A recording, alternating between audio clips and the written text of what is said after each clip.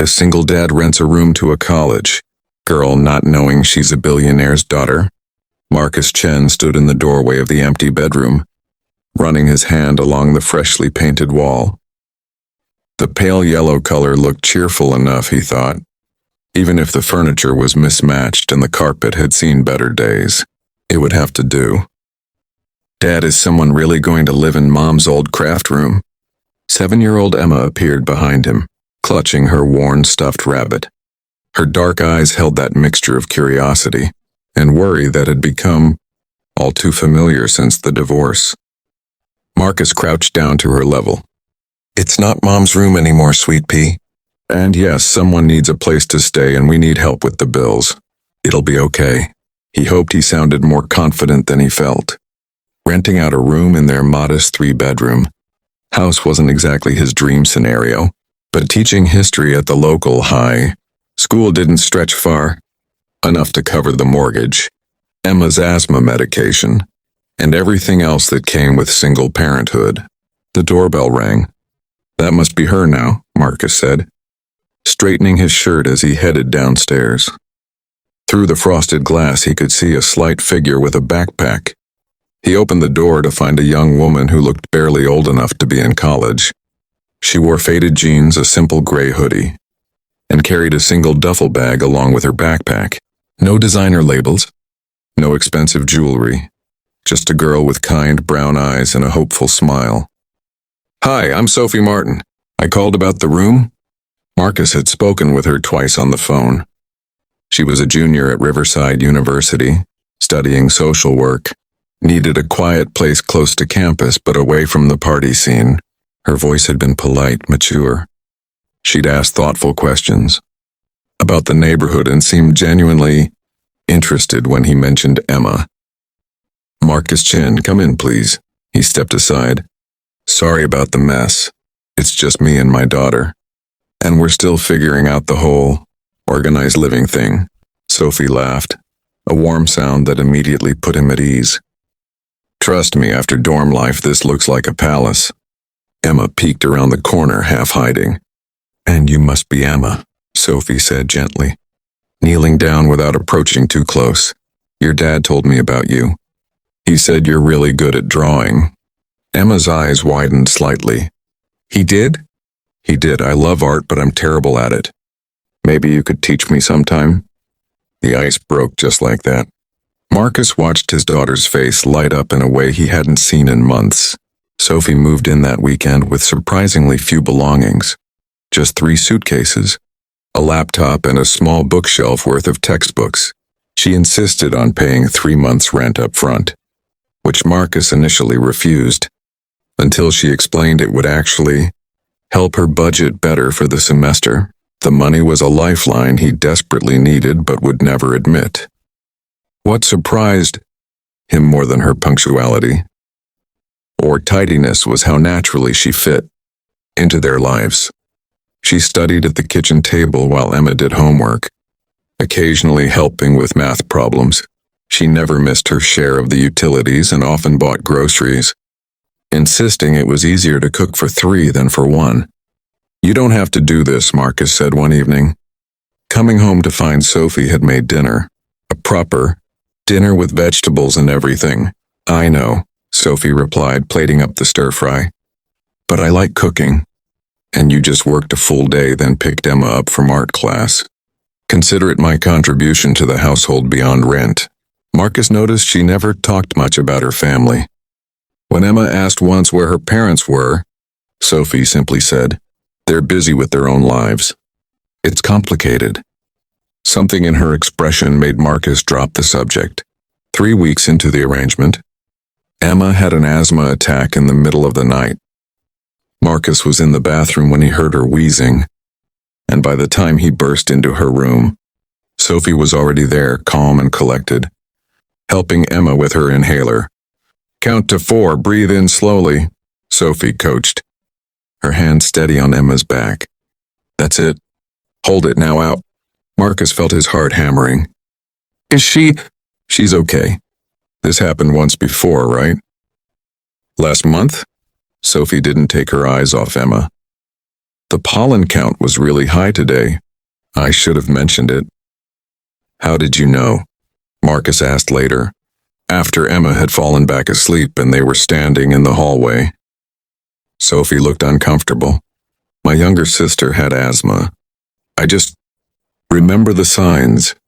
Had? She's fine now. Grew out of it. Sophie changed the subject quickly. I can pick up Emma from school tomorrow if you want. I don't have classes in the afternoon. Marcus should have said no. She was his tenant, not a nanny. But the relief of having someone who understood, who cared, was overwhelming. That would be incredibly helpful. Thank you. As autumn deepened into winter, Sophie became less of a tenant and more of a fixture in their daily lives. She attended Emma's school art show, cheering louder than anyone when Emma's watercolor won third place. She helped Marcus grade papers when he was drowning in essays about the Civil War. She brought home takeout on particularly rough days and always seemed to know when they needed space versus company. But Marcus started noticing odd things, like the day Sophie's laptop died and she casually mentioned she'd just order a new one, then caught herself and said she'd borrow the library's instead. Or when Emma admired a designer coat in a store window and Sophie looked at it with the expression of someone who'd owned a dozen like it. Or the way she sometimes received phone calls she'd take outside, speaking in hushed, tense tones. Is everything okay? Marcus asked one evening after particularly heated phone conversation in the backyard. Sophie's smile didn't reach her eyes. Just family stuff. Nothing I can't handle. He wanted to push, but he respected her privacy. Everyone had their complications. The truth came out on a snowy January evening and not the way anyone expected. Marcus was helping Emma build a snowman when a sleek black car pulled up to their curb, the kind of car that cost more than 3 years of his salary. A woman in an immaculate wool coat emerged, followed by a man in an expensive suit. Sophie, who'd been watching from the porch, went completely pale. Sophie Catherine Martin, the woman called out, her voice carrying across the lawn. Enough of this nonsense. Your father sent us to bring you home. Marcus looked between Sophie and the visitors, confused. Sophie who? My mother, Sophie said quietly, and my father's lawyer. The woman approached, her heels somehow managing the icy sidewalk perfectly. Up close, Marcus could see where Sophie got her features, but where Sophie's face was warm and open, this woman's was diamond hard. Mrs. Martin, I presume? Marcus said. Victoria Montgomery Martin, she corrected icily. And you must be the man my daughter has been staying with. She made it sound sordid. I'm renting a room here, Mother, Sophie said, finding her voice. There's nothing inappropriate about it. Renting, Victoria scoffed. You're worth $4 billion, and you're renting a room in this house. The world seemed to tilt. Marcus heard Emma gasp beside him. $4 billion? Emma whispered. Sophie's eyes filled with tears. I wanted a normal life, just for a little while. I wanted to know what it was like to be just Sophie, not Montgomery Martin's daughter, not an heiress, just a person. Victoria's expression softened fractionally. Sophie, your father is ill. He's asking for you. The fight drained out of Sophie visibly. How ill? The doctors say weeks, maybe a month. The lawyer spoke for the first time. He wants to see you. Needs to talk about the foundation, the succession plan. Sophie looked back at Marcus and Emma, and he could see the war happening behind her eyes. You should go, Marcus said gently. Family is important, especially now. But I didn't want it to end like this, Sophie said. I didn't want you to know because I knew it would change everything. I just wanted to be your friend, to be part of Emma's life, to be part of something real. Emma suddenly ran forward and hugged Sophie's waist. You're still my friend. I don't care about money. You taught me how to make origami cranes. Marcus felt his throat tighten. He approached slowly. Sophie, these past few months, you've been more than just a tenant. You've been family. That doesn't change because of money. Doesn't it? Sophie asked bitterly. Everyone always wants something. I want you to be okay, Marcus said honestly. I want you to be with your father if he's dying. And I want you to know you'll always have a room here if you need it, the real you. Sophie who burns toast and laughs at bad jokes and cries at Disney movies. That's who we care about. Victoria watched this exchange with something that might have been surprise. Sophie wiped her eyes. I'll come back when everything is settled. If you'll have me. The door's always open, Marcus promised. Sophie left that night with her mother and the lawyer. The house felt impossibly empty. Marcus kept expecting to hear her footsteps upstairs, or smell her terrible attempts at baking cookies. Emma cried herself to sleep. 2 days later, a check arrived by courier. Marcus opened it to find $50,000 with a note. For Emma's education fund and anything else you need. This isn't charity. It's payment for giving me something money can't buy. A real home, Sophie. Marcus should have torn it up. Should have sent it back. But looking at Emma's asthma medication on the counter, at the stack of medical bills, at the college savings account that was painfully empty, he put the check in his wallet. 3 weeks passed. Marcus and Emma fell back into their old routines, but everything felt muted. Emma drew pictures of Sophie and taped them to the empty bedroom door. Then on a Saturday morning, the doorbell rang. Marcus opened it to find Sophie standing there with her 3 suitcases, her backpack and her bookshelf of textbooks. Her eyes were red-rimmed but determined. My father passed away 4 days ago, she said without preamble. I inherited everything. The company, the foundation, all of it. I have lawyers and managers and an entire team of people who can handle the day-to-day operations. Sophie, I'm so sorry. I enrolled in Riverside University's social work program for a reason, Marcus.